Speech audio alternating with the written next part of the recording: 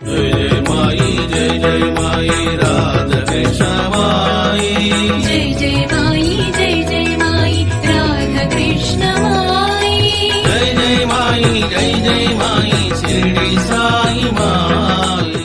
जय सद्गुरुनाथ महाराज की जय, जगत माते राधे कृष्ण माई की जय, हिमाचल पर्वत की ஜெய்.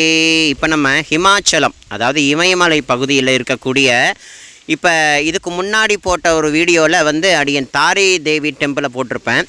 இப்போ அங்கேருந்து இப்போ நான் கீழே இறங்குறேன். அப்படி கீழே இறங்க போகிற வழியில் தேவப்பிரயாகை அப்படின்னு சொல்லக்கூடிய ஒரு பிரயாகை இருக்குங்க. அந்த தேவப்பிரயாகை கரையை ஒட்டி தான் திருக்கண்டமெனும் கடிநகர் அப்படின்னு சொல்லக்கூடிய ரகுநாத்ஜி ஆலயம் இருக்குது. ரகுநாத்ஜி ஆலயம் அப்படின்றது 108 திவ்ய தேசங்களில் ஒரு தேசம்தான் அந்த பெருமாளுடைய கோவில். அதாவது ஸ்ரீ ராமச்சந்திரமூர்த்தியினுடைய அதிவிசேஷ விஷயங்கள் நடந்த இடம் இருக்குது. ஸோ இந்த இடத்த வந்து நீங்கள் அந்த இடத்த காட்டும் பொழுது அந்த இடத்துல என்னென்ன லீலைகள் நடந்தது, சம்பவங்கள் நிகழ்ந்ததுன்றதெல்லாம் அடியன் வந்து சுவாமியுடைய அனுகிரகத்தினால அடியன் வந்து சொல்கிறேன். ஸோ திருக்கண்டம் எனும் கடிநகரத்தை நோக்கி இப்போ நம்ம பயணம் பண்ணிட்டுருக்கோம். வாஸ்தவத்தில் அந்த ரகுநாத்ஜி ஆலயத்தில், அதாவது ஸ்ரீ ராமச்சந்திரமூர்த்தியினுடைய ஆலயத்தில் பெரியாழ்வாரால் தொகுக்கப்பட்ட பாசுரங்கள் தமிழில் எழுதப்பட்டிருக்கு. இன்றைக்கி நீங்கள் அதை பார்க்கலாம். இந்த வீடியோவில் அடியன் கடைசியில் காட்டுறேன். நம்ம தேன் தமிழில் பெரியாழ்வாரால் பாடப்பட்ட பாசுரங்கள் இந்த கோவிலில் இடம்பெற்றிருக்கு, பொறிக்கப்பட்டிருக்கு. புரியுதுங்களா? அதெல்லாவற்றையும் நீங்கள் சுவாமியுடைய அனுகிரகத்தினால் பார்க்கலாம். ஸோ நாங்கள் இப்போ ஹிமாச்சலத்தில் தாரி தேவி டெம்பிளை பார்த்துட்டு அப்படியே நாங்கள் இப்போ கீழே இறங்குறோம். அப்படி கீழே இறங்கும் பொழுது தான் இப்போ நீங்கள் பார்க்கக்கூடிய திருக்கண்டமெனும் கடிநகரம், அதாவது தேவப்பிரயாகை அப்படின்னு சொல்லக்கூடிய இடம். நம்ம எல்லாருமே கங்கா கங்கா கங்கான்னு சொல்கிறோமே, அந்த கங்காவாக பெயர் மாற்றம் அடையக்கூடிய இடத்த தான் இப்போ அடியை நோக்கி பயணப்பட போகிறேன். உங்களுக்கு அந்த இடத்த காட்ட போகிறேன். அதாவது அலக்கானந்தா அப்படின்னு சொல்லக்கூடிய நதி ஒரு பக்கம் ஓடி வருது, இன்னொரு பக்கம் பாகீரதி அப்படின்னு சொல்லக்கூடிய நதி வந்து இன்னொரு பக்கம் ஓடி வருது. இந்த அலக்கானந்தாவும் பாகீரதி நதியும் இரண்டும் ஒன்றாக சங்கமம் ஆகக்கூடிய இடம் தேவப்பிரயாகை. இந்த வருது இல்லையா, இது வந்து பாகீரதி நதி. உங்களுக்கு கிட்ட போய் காட்டினா தான் உங்களுக்கு புரியும். ஸோ அதை வந்து நாடியன் வந்து தாராளமாக கிட்ட போய் உங்களுக்கு காட்டுறேன். இதெல்லாம் மனுஷ ஜென்மா எடுத்திருக்கோம். 108 திவ்ய தேசத்தில் ஒரு தேசத்தையும் இந்த வீடியோலையே நம்ம தரிசனம் பண்ண போகிறோம். பெருமாளுடைய திவ்ய தேசங்களில் 3 திவ்ய தேசங்கள் இந்த உத்தரகாண்ட் மாநிலத்தில் தான் இருக்குது அப்படின்றத வந்து அடியன் ரொம்ப ஜோராக சொல்லிடுறேன். சுவாமியுடைய அனுகிரகத்தினால இந்த இடத்துக்கு போகிறதுக்கு படிக்கட்டுகள் நிறையா, அதாவது நம்ம வீட்டில் படிக்கட்டு இருக்கும் இல்லையா, அந்த மாதிரி நம்ம வீட்டில் ஒரு 30 படிக்கட்டு இருக்குன்னா கிட்டத்தட்ட இந்த இடத்துக்கு நம்ம போகிறதுக்கு கிட்டத்தட்ட ஒரு 150லேருந்து 200 படிக்கட்டு வரைக்கும் கீழே இறங்கணும். அவ்வளோ பள்ளத்தில் தான் இருக்குது அந்த கோவிலும். சரி, அந்த கோவிலுக்கு கீழவும் ஒரு 100 படிக்கட்டு இறங்கினாதான் இந்த பாகீரதியும் அலகானந்தாவும் அப்படியே சங்கமமாகி கங்காவாக மாறக்கூடிய அந்த இடத்த வந்து நம்ம பார்க்கலான்றதையும் வந்து அடியன் சொல்லிக்கிறேன். வாழ்க்கையில் அடியன் போன இந்த யாத்திரையில் இந்த இடத்த வந்து மறக்க முடியாது. ஏன்னா பெரியோர்களால் பாடப்பட்ட ஒரு திவ்ய தேசம். அதுவும் நம்ம தமிழ்நாட்டில் பெரியாழ்வார் திருமொழி அப்படின்னு நம்ம நிறையா இதெல்லாம் படிச்சிருந்தா உங்களுக்கு புரியும். ஸோ படிக்கலைன்னா இதுக்கப்புறமாவது நம்ம அதை தெரிஞ்சுக்க முற்படுவோம். அதாவது ஆழ்வார்கள் அப்படின்னு நம்ம சொல்கிறோம்ல, இதில் பெரியாழ்வார், அந்த ஆழ்வார்களில் பெரியாழ்வார் அவரே இந்த இடத்துல திருக்கண்டமெனும் கடிநகரம்னு சொல்லக்கூடிய பாசுரங்களை, எண்ணற்ற பாசுரங்களை கொடுத்துருக்கார்.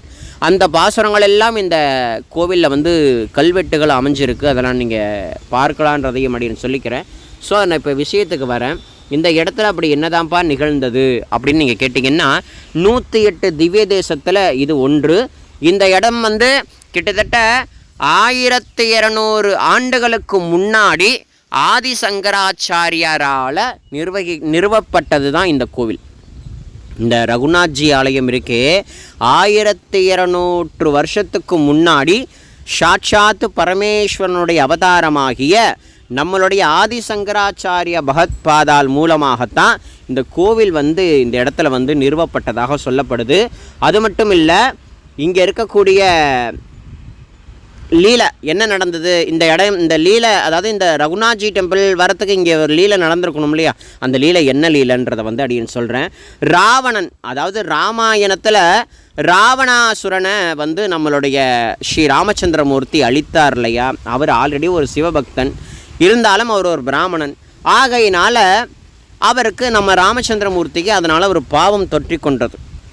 ஒரு பிராமணனை கொன்னுட்டார், அவர் அசுரனாக இருந்தாலும் ஒரு சிவபக்தன், அது மட்டும் இல்லை அவர் ஒரு பிராமணன் ஆகையினால கொன்னதுனால என்னாச்சுன்னா பாவம் தொற்றி கொண்டதாம். ஆகையினால இப்போ நம்ம இந்த கோவிலுக்கு கீழே அந்த 2 நதியும் கலக்கக்கூடிய இடத்துல இருந்து கொண்டு பகவான் ஸ்ரீ ராமச்சந்திரமூர்த்தி இங்கே ரகுநாத்ஜியாக பெயர் கொண்டு இந்த இடத்துல தபஸ் பண்ணியிருக்கார் தன்னுடைய பாவம் போக்குறதுக்காக.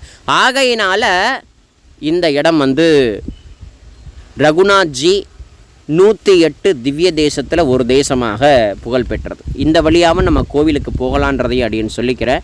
இப்போ நம்ம கோவிலுக்கு போகாமல் இன்னும் கொஞ்சம் கீழே இறங்கி அந்த பாகீரதியும் அலகானந்தா நதியும் 2ம் சங்கமமாகுது இல்லையா, அந்த சங்கமமாகக்கூடிய இடத்துல இறங்கி அந்த தீர்த்தத்தை புரோக்ஷணம் பண்ணி கொண்டு அப்புறமாக நம்ம ரகுநாத்ஜி ஆலயத்துக்கு வந்து நம்ம பகவானை ஸ்ரீராமனை தரிசனம் பண்ணலாம் அப்படின்றத வந்து அப்படின்னு சொல்லிக்கிறேன். இங்கெல்லாம் வந்து இந்த சார்தாம் யாத்திரைக்கு வராங்க இல்லையா, கங்கோத்ரி, யமுனோத்ரி, பத்ரிநாத் அண்டு கேதார்நாத் வரக்கூடிய ஒவ்வொரு பக்தர்களும் கண்டிப்பாக அவசியம் வர வேண்டியது. ஆனால் விஷயம் தெரிஞ்சவங்க மட்டும்தான் இங்கெல்லாம் வராங்க. நான் நிறையா சேனல்ஸு சில விஷயங்கள்லாம் கண்டதுனால சொல்கிறேன்.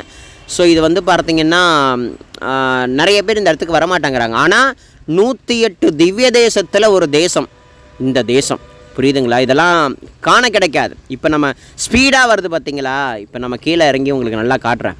இந்த நதிக்கு பேர் தான் பாகீரதி நதி அப்படின்னு சொல்லக்கூடிய பாகீரதி நதி. அதாவது கோமுகம், அதாவது ஹிமாச்சல பர்வதத்துலேருந்து வரக்கூடிய ஒரு பக்கம் இந்த நதி, இந்த பக்கம் பயங்கரமாக ஸ்பீடாக வருதா இந்த தீர்த்தம், அதாவது இந்த நதி ரொம்ப ஸ்பீடாக வருது பாருங்கள். இது கிட்ட நின்னோன்னு வைங்கலாம், அவ்வளோ அலசத்தம் கேட்கல. அது என்ன சொல்கிறதுன்னா அவ்வளோ ஸ்பீடுங்க, கொஞ்சம் நெஞ்ச ஸ்பீடு இல்லை, அவ்வளோ வேகமாக ஓடி வரலாம் இந்த பாகீரதி நதி. அது மட்டும் இல்லை, இதெல்லாம் வெள்ளப்பெருக்கெல்லாம் ஆணுச்சு அப்படின்னா இன்னும் பயங்கரமான நிலைப்பாட்டில் இந்த ஸ்பீடு ரொம்ப ஹெவியான ஸ்பீடில் வருமா. ஸோ இதெல்லாம் வந்து உங்களுக்கு காட்டும்படியான ஒரு கிருப்பை. ஸோ இப்போ நம்ம கொஞ்சம் நடந்து போகிற பாதையிலேருந்து கொஞ்சம் கீழே இறங்குனா இன்னொரு நதி நமக்கு வந்து நல்லா தென்படும். அந்த நதி பேர் அலகானந்தா அப்படின்னு சொல்லக்கூடிய அலகானந்தா. இதுக்கு முன்னாடி போட்ட வீடியோவில் அடியன் தாரிதேவி டெம்பிள் போட்டிருப்பேன். ஸோ பார்க்காதவங்க பிளேலிஸ்ட்டில், நம்ம சேனலில் பிளேலிஸ்ட்டில் போய் ஷிரடி டு ஹிமாலயா யாத்ரா அப்படின்ற டாபிக் எடுத்திங்கன்னா இது வரைக்கும் அடியன் போன எல்லா சேத்திரங்களையும் அதில் போட்டிருப்பேன். அதில் தாரிதேவி டெம்பிள்னு போய் பாருங்கள். அங்கே ரொம்ப சைலண்ட்டாக வரக்கூடிய அந்த அலகானந்தாவை நீங்கள் பார்க்கலாம். இப்போ பாருங்கள், இன்னும் கொஞ்சம் கூட நான் கீழே இறங்குவேன். இப்போ பாருங்கள், ஒரு பக்கம் ஸ்பீடாக வருது, இந்த பக்கம் பாருங்களேன் ஸ்பீடாக இல்லாமல் அது பாட்டுக்கும் பொறுமையாக நிறுத்தி நிதானமாக ஓடி வரால் பாருங்கள். இன்னும் உங்களுக்கு நான் கீழே இறங்கி காட்ட போகிறேன். இந்த இடத்துல இறங்கி அடியன் ஸ்நானம் பண்ணேன். அவ்வளோ ஜில்லுப்பு, என்னென்னா ஐஸ் பெட்டியில் வச்சு எடுத்த மாதிரி ஆயிடுச்சு. ஒரு முக்கு குளிச்சுட்டு எழுந்ததுக்கே அவ்வளோ விரைச்சி போயிட்டு, உடம்பே விரைச்சி போயிட்டு எனக்கு. ஸோ இதெல்லாம் அந்த அனுபவம்லாம் திரும்ப கிடைக்கிறதுக்கு குருநாதனுடைய அந்த அனுகிரகம் இருக்கணுன்றதையும் பாபாவுடைய அனுகிரகத்தினால பிரார்த்தனை பண்ணிக்கிறேன். இப்போ வந்து உங்களுக்கு ரொம்ப ரொம்ப தெளிவாக காட்டுறேன். இப்போ நீங்கள் சைலண்டாக ஓடி வருது பாருங்கள், ரொம்ப சைலண்டாக இருக்கா பார்த்தியா. இந்த நதியானவள் நம்மளுடைய அலகானந்தா. இந்த பக்கம் ரொம்ப ஹெவியாக ஸ்பீடாக ஓடி வராள் பார்த்தீங்களா. ஸோ இவள் யார் அப்படின்னா பாகீரதி. இந்த அலகானந்தாவும் பாகீரதியும் 2ம் சங்கமமாகக்கூடிய இடம் தேவப்பிரயாகை. இந்த இடத்துலேருந்து தான் என்னதுன்னா கங்கையாக மாறுறா. இப்போ ஒரு பாதம் தெரியுது பாருங்கள், இந்த பாதத்தை எல்லாரும் தொட்டு நமஸ்காரம் பண்ணிக்கிங்க. ஏன்னா இதுதான் ஸ்ரீ ராமச்சந்திரமூர்த்தி நின்று தபஸ் பண்ண இடம். இந்த பாறை மீது தான் ஏறிக்கொண்டு தன் பாவத்தை போக்குவதற்காக இந்த தேவப்பிரயாக என்ற சங்கமத்தில் நின்று கொண்டு தபஸ் பண்ணாராம் நம்மளுடைய ஸ்ரீ ராமச்சந்திரமூர்த்தி. ஆகையினால் இந்த இடத்துல இந்த பாதத்தை வந்து பிரதிஷ்டை பண்ணியிருக்காங்க. நீங்களாம் கட்டாயம் சர்வ நிச்சயமாக இந்த இடங்களுக்கெல்லாம் வந்தீங்க அப்படின்னா நீங்கள் தாராளமாக இதை அனுபவிக்கலான்றதையும் வந்து அடியன் சொல்லிடுறேன். எவ்வளவு அழகாக ஒரு சைலண்டாக இந்த தேவியானவள் வரால் பாருங்கள். இந்த பக்கம் பார்த்தீங்கன்னா செம்ம ஸ்பீடில் ஒரு தேவி வராள். அதாவது சைலண்டாக வர்றது நல்லா கேட்டுக்குங்க, சைலண்டாக வர்றது அலகானந்தா, ரொம்ப ஸ்பீடாக வர்றது பாக்கீரதி. இந்த அலகானந்தாவும் பாக்கீரதியும் சேர்ந்து சங்கமமாகக்கூடிய இந்த இடம் தேவப்பிரயாகை. இந்த தேவப்பிரயாகனுடைய விசேஷம் என்னென்னா அலகானந்தாவும் பாக்கீரதியும் சங்கமமாகக்கூடியதுனால இந்த இடத்துலேருந்து தான் கங்கையாக அவள் பிரவாகமாக ஓடுகிறாள். கங்கை இந்த இடத்துலேருந்து தான் பெயர் மாற்றம் அடைகிறது. இதுவரைக்கும் தான் இது பாகீரதி, இது அலகானந்தான்னு சொல்லப்படுது. இதுக்கப்புறமா இந்த தீர்த்தம் கங்கா தீர்த்தமாக மாறி எங்கேயோ புறப்படுது. காசி வாரணாசியில் நம்ம போனோம் இல்லையா, அந்த இடங்களுக்கெல்லாம் வர்றது இந்த தீர்த்தம் தான்.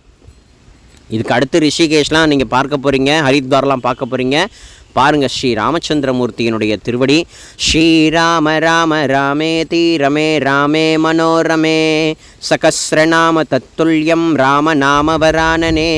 ஸ்ரீராம ராம ராமேதி ரமே ராமே மனோரமே சகஸ்ரநாம தத்துல்யம் ராமநாமவரானனே. ஸ்ரீராம ராம ராமேதி ரமே ராமே மனோரமே சகஸ்ரநாம தத்துல்யம் ராமநாமவரானனே. ஸ்ரீ ராமச்சந்திரமூர்த்தி கி ஜெய், ஜானகி மாதா கி ஜெய், ஆஞ்சநேய சுவாமி கி ஜெய், தேவப்பிரயாகை கி ஜெய். இதெல்லாம் பார்ப்பதற்கு காண கிடைக்காத காட்சிகள். இந்த தேவப்பிரயாகை சங்கமமாகக்கூடிய இடத்துக்கு 100 படிக்கட்டுக்கு மேலே தான் ரகுநாத்ஜி ஆலயம் அமைஞ்சிருக்கு. 108 திவ்ய தேசத்தில் சொன்னேன் இல்லையா. ஸோ அந்த தேசம் தான் இங்கே பிண்டதானம் யாகங்கள்லாம் பண்ணுறாங்க. அதையும் அடியேன் சொல்லிடுறேன். இங்கே பிண்டங்கள் தன்னுடைய முன்னோர்களுக்கு ஏன்னா அந்த சங்கமமாகக்கூடிய இடங்களெல்லாம் நம்மளுடைய முன்னோர்களுக்கு திதி கொடுத்தா ரொம்ப விசேஷம். திதி கொடுக்கணும்னு நீங்கள் ஆசைப்பட்டீங்க அப்படின்னு இந்த தீர்த்தத்தை அடியேன் இப்போ கால் நினைச்சி இந்த தீர்த்தத்தை அடியேன் ஸ்பரிசனம் பண்ணுறேன். ஸோ நீங்கள் எல்லாருமே அந்த தீர்த்தத்தை நீங்கள் தாராளமாக நீங்களும் உள்வாங்கி அதை நீங்களும் புரோக்ஷனம் பண்ணிக்கொள்வதை போல் நீங்கள் பாவிச்சுக்குங்கிறதையும் அடியேன் தெய்வீகமாக சொல்லிக்கிறேன். ஸோ இதெல்லாம் காண கிடைக்காத ஒரு காட்சிகள்.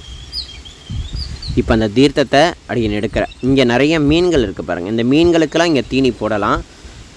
இதெல்லாம் எவ்வளவு மீன்களை பாருங்கள். கரையோரம் ஒதுங்கி இந்த தீர்த்தத்தில், அதுவும் அலகானந்தா இவள் ரொம்ப சைலண்டாக ஓடக்கூடிய தேவியானவள்.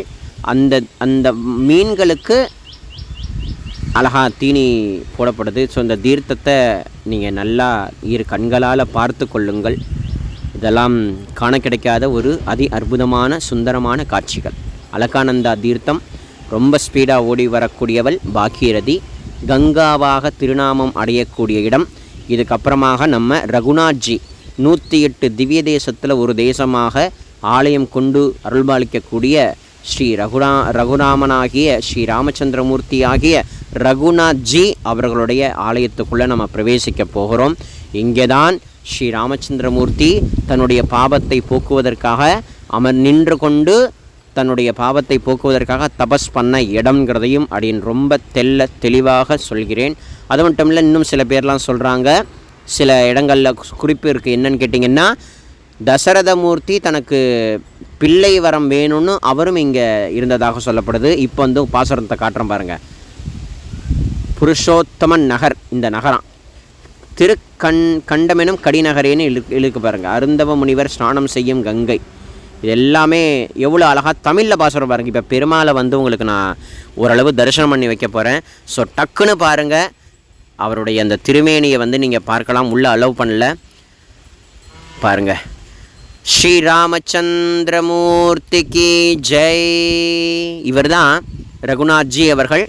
ஸோ ரொம்ப அற்புதமான விருட்சமெல்லாம் இங்கே இருக்குது. இதோ ஒரு திண்ணை மாதிரி இருக்குது பார்த்தீங்களா, அந்த திண்ணையில் தான் ஸ்ரீராமர் உட்கார்ந்ததாகவும் சொல்லப்படுது.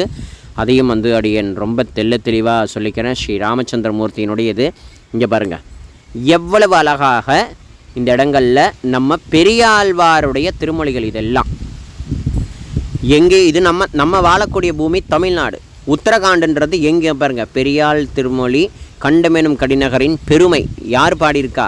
நம்ம தாய் திருநாடான தமிழ்நாட்டை சார்ந்த எங்கேயோ தேவப்பிரயாகையில் இருக்கக்கூடிய 108 திவ்ய தேசத்தில் இருக்கக்கூடிய நம் ராமபெருமானுடைய இந்த சன்னிதானத்தை நோக்கி மனதால் நினைத்து வாயால் பாடி பகவானுடைய அனுகிரகத்தை பெற்ற இடம் இதுதான். பெரியாள் திருவாய்மொழிகள் இப்போ நீங்கள் பார்த்துருப்பீங்க, தமிழ்லையே பாசுரங்கள் எழுதப்பட்டிருக்கு. ஸோ இது மாதிரி நிறைய இடங்கள் எல்லாம் இருக்குது. ஸோ இதுக்கப்புறம் நம்ம கீழே இறங்கி ரிஷிகேஷ் போகிறோம். ரிஷிகேஷ் முடிஞ்சு அதுக்கப்புறமா நம்ம ஹரித்வாரோடு இந்த யாத்திரை நல்லபடியாக குருநாதருடைய அனுகிரகத்தினால, பகவான் ஸ்ரீ ராமனுடைய அனுகிரகத்தினால, ஈஸ்வரனுடைய அனுகிரகத்தினால, தாயான ஜெகத்மாதா ராதாகிருஷ்ணமாயினுடைய அந்த அனுகிரகத்தினால இந்த யாத்திரை நல்லபடியாக முடிய போகிறது. இன்னொரு ஹரித்வார் அண்டு ரிஷிகேஷ் இதெல்லாம் பிற்பாடு வரப்போகிறது. அதையும் நீங்கள் தெளிவாக பார்க்கலான்றதையும் அப்படின்னு சொல்லிக்கிறேன். உங்கள் எல்லோருக்கும் இந்த தேவப்பிரயாகையில் கலக்கக்கூடிய பாகீரதி நதியானவளுடைய அந்த கருணையும் அலக்கானந்தா தேவியினுடைய கருணையும் கிடைக்கட்டுன்றதை பிரார்த்தனை பண்ணிக்கிறேன். ஸ்ரீ ராமச்சந்திரமூர்த்தியினுடைய அனுகிரகம் பரிபூர்ணமான ஹிருதயத்தோடு இதை பார்க்கக்கூடிய ஒத்தொத்தருக்கும் கிடைக்கட்டுங்கிறதையும் பிரார்த்தனை பண்ணிக்கிறேன். ஜெய் போலோ रामचंद्रमूर्ति की जय। सच्चिदानंद सद्गुरु साईनाथ महाराज की जय। जगन्माते राधे कृष्ण माई की।